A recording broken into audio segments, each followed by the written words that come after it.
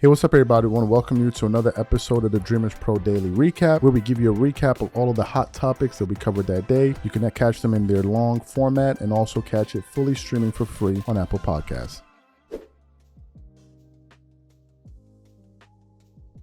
As you guys know, everybody has their own top fives, their own top tens, whatever you want to call it, right? Everybody has their own list. And of course, you have the lists out there that are created by ESPN, Bleacher Report, all of these other guys, right? But generally people like who they like, and people have their reasons for who they have in their top fives or in their top 10. And, you know, every now and often we're constantly looking like, well, could this guy potentially make it in the top 5 or the top 10? Give you guys an example. A lot of people are now saying that if Stephen Curry wins the NBA championship this year, which would give him 5 rings, he should then be a part of the GOAT conversation. That's a conversation that some other people are having as well, right? So everybody has that. Now, you guys know that one of the most triggering things to do or say these days is to have an NBA top 5 where you don't include LeBron James. That's the quickest way to send his supporters and to a certain extent the media into an absolute frenzy, right?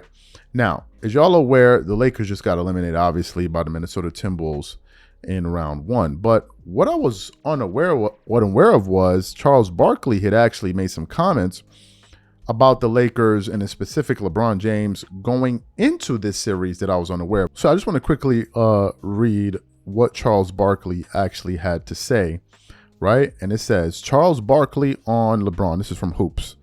It says, if LeBron and the Lakers lose this series against Minnesota, I don't want to hear about LeBron James being a top 5 all-time player. Now, that's what Charles Barkley said. And some people are reacting to it, and we're going to react to that as well. Now, anyone hearing that will be like, oh, man, Charles is just hating on LeBron now because, you know, he don't like LeBron. And da-da-da-da-da. But no, actually, Charles has been consistent for quite some time about his top 10, right? And funny enough, he doesn't even have my favorite player in Kobe Bryant in his top 5.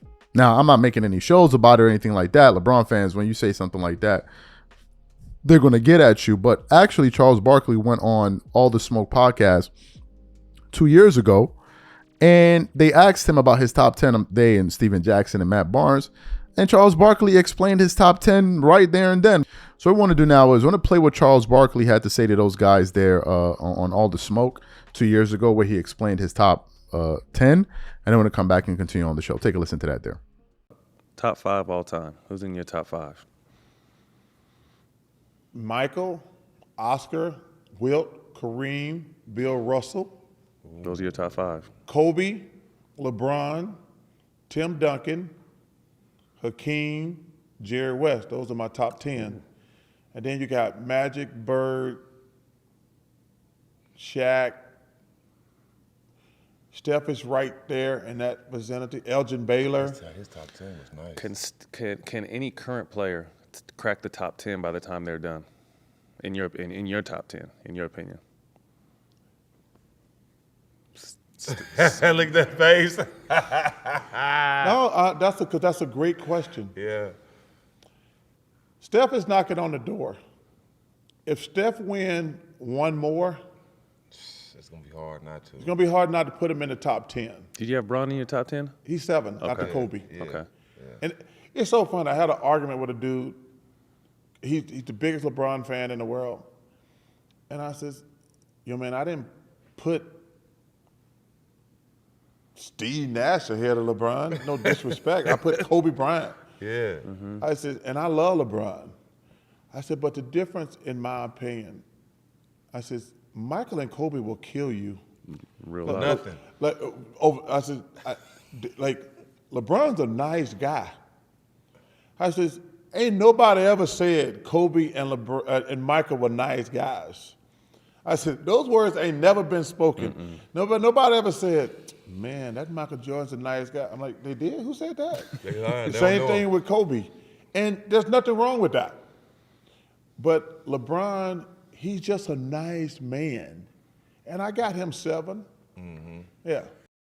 So you heard what Charles Barkley had to say. Now, what's my takeaway from all of this? First of all, just reacting to that audio, I know is going to piss off a lot of LeBron James fans that he ranked Kobe ahead of LeBron. Now, LeBron fans, they have a few arguments that they generally make. One of them is like, Kobe is 16-6. Excuse me, LeBron is 16-6 against Kobe in their head-to-head matchups. And I'm like, Kawhi Leonard has a winning record against LeBron James. So what does that mean? The minute you count it, like, does that mean that he's better than LeBron James? Of course, they're going to tell you, hell no, he's not, right? They're just pretty much grasping for straws. Look, the reason I think Charles has Kobe ahead of LeBron is simply because he thinks he's a better player. And he's watched both of them, those guys play. And ultimately, it's just his opinion. Now, the issue then becomes is when you have someone with his platform, his resume, his cachet, the LeBron camp can't have people out there saying that. Everybody has to be on either he's the GOAT or he's right behind Michael Jordan. Those are their marching orders. That's the narrative. And if you deviate from that in any kind of way, you have an issue. Now, he talked about he doesn't want to hear anybody saying LeBron James is a top 5 player of all time after him losing if they lose in the first round, and then obviously they lost, so he doesn't have him in the top 5. Look, he's holding losses against him. Or rather, he's like, look, if you guys say he's as good as he is, then why can't he do, like, why can't he get the job done? Of course, a LeBron fan's retort is going to be, Charles, what do you expect from him? My God, the guy is he's 40 years old. What do you expect from him? Like, come on, you're being unreasonable. And then some other people will jump in and say, but you guys don't use that as a reason when you're going after Michael Jordan with his Wizard years. Y'all don't care that he was 40 years old. Y'all like, man, look how great LeBron was in his 40s compared to Michael Jordan in his 40s. That's your whole argument, when the reality is the only reason LeBron scores more than Michael Jordan in his 40s is because he takes more threes. That's all. Just go look at the box score. Michael Jordan took less threes than LeBron. If Jordan took the volume of threes, he would be making more, and his average would have probably been from 22 to maybe 26, 27. But the LeBron fans are trying to turn it into something else, right? And you also got to remember they were playing in a slower era where teams were scoring less. None of that matters to LeBron fans. Context doesn't matter. They just up there twerking it up, hollering, screaming, doing all type of nonsense, right? But anyway, my point is Charles's list. And the point, the larger point I want to make is that some people are still holding losing against him, which goes to Rob Parker's point. The longer he plays and he doesn't win, it makes him look worse in the eyes of some. But ultimately, it's just Charles Barkley's opinion. Whatever you got. He's back at it again, up to his old tricks. And one of the oldest tricks in the book is that whenever LeBron is on the playoffs or he's no longer the center of attention, he always finds a way to inject himself into the news cycle. Or if he sees somebody getting a lot of praise, he will always find a way to attach himself to that person's praise.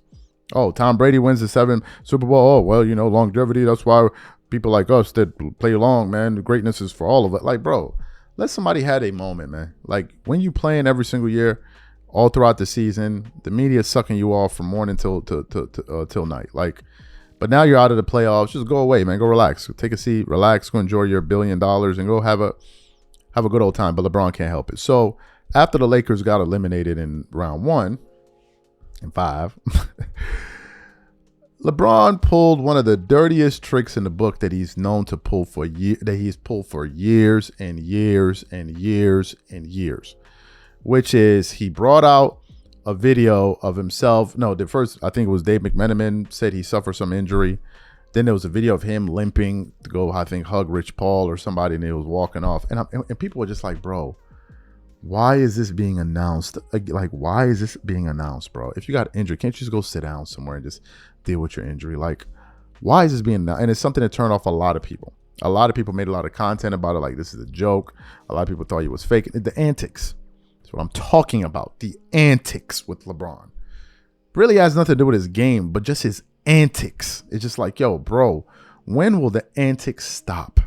When are they going to stop? So we hear that LeBron James is not playing. He got hurt, right? Then, as y'all know, the Met Gala went down, for those of you who care, right? The Met Gala, I think, went down in New York yesterday or day before yesterday. And they invite celebrities where essentially you go and you dress in a very provocative ways. Just yesterday, Andre 3000, I saw a picture of him with a dress, like with a suit on and a piano on his back. I was like, okay. All right. Okay. All right. So all of that's going down. Lewis Hamilton was there. Serena Williams was there. I think his wife went. All that stuff, right? Then out of nowhere, LeBron decides to take to Twitter, unsolicited, and essentially go up there and tell the whole world why he will not be attending the Met Gala. And all of us are like, yo, what's wrong with this dude? All right, so let me read the tweet for you guys. Let me show it to y'all.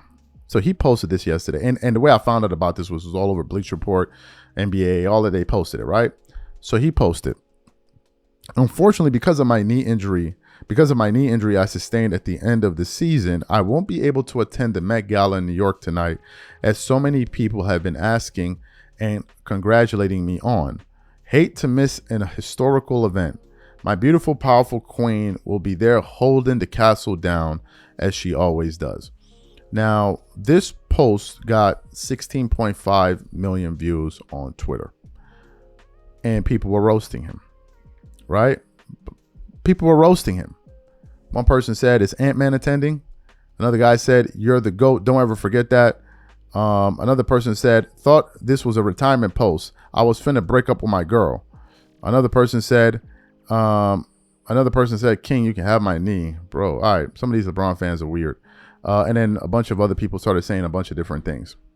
We even posted on our channel. I said, why is LeBron announcing on the internet that he's not going to the Met Gala because he was injured? Why wouldn't you tell them this privately? Why is this an announcement?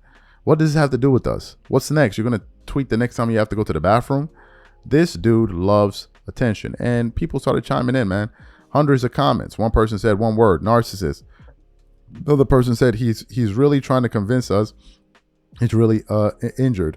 Another person said becoming irrelevant. That's his problem. Never like Mike. Another person said Diddy trial begins. Another person said injured but stayed on the game and stat pad in garbage time. Another person said LeBron always does this. He's the master of excuses. Another person said his ego is injured. Another person said every time he loses in the playoffs, you still hear him on Twitter. He never goes away. Another person said that's someone's king. Another person said if there's an injury, then it has to be a bruised and battered ego and pride. Another person said attention is one hell of a drug. And people just kept on roasting him. What are my thoughts about this, man? Okay. Let's think through this properly. LeBron James got invited to the Met Gala. Do you think LeBron was invited to the Met Gala on Twitter? Do you think they contacted him on Twitter? No, right? No. We all agree with that. They must have contacted him personally or through somebody he knows. Good. And they invited him. Do you think they invited LeBron James yesterday or day for yesterday or just 2 days ago? No. They would have invited him a while ago, right? So in case his schedule is free. Good. So LeBron gets injured. And the night of the Met Gala or the day of the Met Gala, instead of LeBron contacting the Met Gala and telling them, the ones who invited him, that he can't go, he goes to Twitter to announce to Twitter that he's not going to the Met Gala. Did people on Twitter invite you to the Met Gala, or wasn't it not them that invited you privately? Let me ask you a question. If you get invited to the Grammys, isn't it the Grammys that invite you, or is it people all over the world that invite you? It's the Grammys, right? So if you can't attend, who are you going to communicate that to? Wouldn't it be the Grammys? It would be, right? So why would you post that on Twitter? Why would you post that on Twitter and say, I'm not going to the Met Gala? I'm confused. If they already knew, why are you telling the world? Number one. Number two, who cares about the Met Gala? And I'm like, nobody cares, really. Now, there's a certain group of people that care. I just don't really think it's sports fans that care, to be totally frank with you guys. So the only other reason you can be doing this is for attention. And then why you got to throw in your injury in there? It's like you're waving your hand. Hey, guys, look, I'm injured. Look at me. Yeah, I know the playoffs are going on. I know we have some great games going on, but I'm still here. Pay me some attention. It's like, what is this? Like, what is this? Is this even necessary? Did we need to know this? Like, did we need to hear this? I'm confused. It's a private event, so why are you responding to them on Twitter? Obviously, he responded to them directly and then still went on Twitter to be like, oh, I'm not making... Like, bro, it's these antics, bro. The antics are too much. There's so much, man. It's like, yo, bro, enough is enough with these antics, man. Come on, man. Like, yo, enough is enough, man. Stop with it.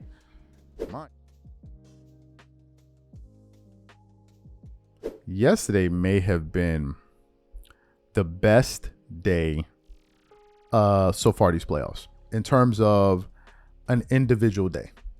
I mean, it was incredible. It was absolutely incredible. First, with that Knicks game, going into Boston and stealing game one was a shocker. And shout out to the Knicks. Mikal Bridges' son played like a man possessed, especially in that fourth quarter and that overtime. That was a game. I was shocked, right? Hell of a game. And the Knicks really putting on for their city.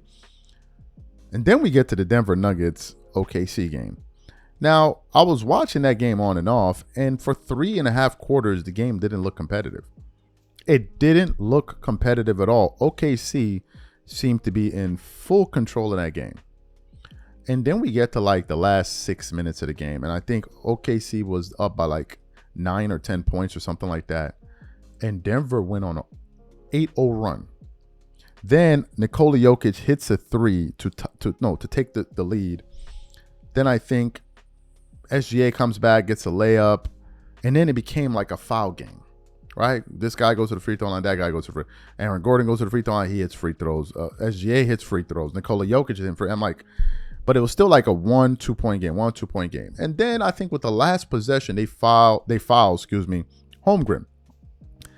And he goes to the free throw line. OKC is up 1, and he has to hit 2. He misses 1, and the announcer goes, "Oh, the door is still open." He then misses the second one, and then by this time, Denver was out of timeouts. They rush the ball up the court. Brown rushes the ball up the court. Aaron Gordon sprints to the corner, and he hits a 3 to go up 2. And let me tell you guys, I was stunned. I was absolutely stunned by that result. Like, stunned. And the ending in Boston was crazy because Mikal Bridges, Boston was supposed to try to get a look at a 3, and he just ripped the ball from it. And I'm watching, I'm like, yo, I don't think I've ever seen the end of a game like that, where they just rip the ball out of his hand. And then I saw that Denver game, I'm like, this is incredible. Now, Nikola Jokic scores 42 points, 22 rebounds, and 6 assists. He did have 7 turnovers, so that kind of nullifies his assist numbers. But with a stat line of 42, 2 blocks, 1 steal, 6 assists, 22 rebounds is crazy. Like, that's cuckoo stuff. In the playoffs right now, I believe Nikola Jokic is averaging in the playoffs 26.3 on 50% shooting from the field, 43% shooting from the 3, 72% from the free throw line, 13 rebounds, 9.6 assists, 3.9 turnovers, and 2.1 steals and 1 block per game. And I'm watching this series and I'm saying to myself, was Joker the MVP? Now, obviously, an MVP is the regular season award, but this is the battle of the MVPs. And I came away at the end of the game saying to myself, man, this Denver team could win it all. Obviously, people are like, man, pump your brakes. I post on the channel. People are like, hey, man, pump your brakes, relax. And I'm like, no, they may be able to win it all, right? I just have a feeling that they could, especially watching how Cleveland and Boston stumbled out the gate in game 1. They both dropped game 1 at home. And I'm like, if you knock off OKC, the last real challenge you have is the next team in the bracket, and either the Wolves or the Warriors are going to knock each other out, and I think that series is going to be must-see TV. Like, it's going to be incredible, and I'm picking the Wolves in that series, right? So it's still a tough road to the finals, but man, Nikola Jokic is making a statement. It's only game 1. We got a long way to go. But he made a statement in that game. And you also got to give credit to Denver. They've been putting a lot of trust in Russell Westbrook in this series. They've been playing him some really pivotal minutes. They put a lot of trust in him. And if you imagine if they won the championship and then he won with Russell Westbrook, oh my Lord, the narratives around Nikola Jokic, oh my God. So this is a crazy, crazy playoffs. I think a lot of things can happen for a lot of people. If SGA wins the championship, that'll be huge for him. Ant wins the championship, that would be huge for him, especially the NBA looking for a face moving forward. Nikola Jokic wins the championship with Russ. That will take his legacy to another level.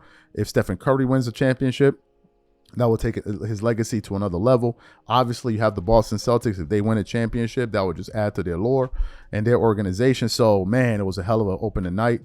A lot of crazy games, and I think it's only going to get crazier. But Nikola Jokic last night was monstrous.